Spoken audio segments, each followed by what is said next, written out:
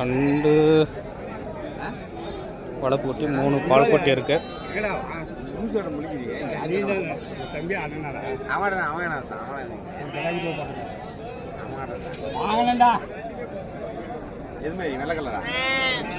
ரெண்டு ஒரு பொட்டை குட்டி ஒரு கிடக்கு.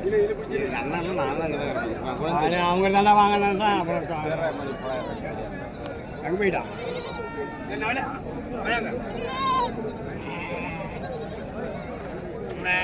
எத்தனை ரேட் வந்தீங்க இந்த வாரம்?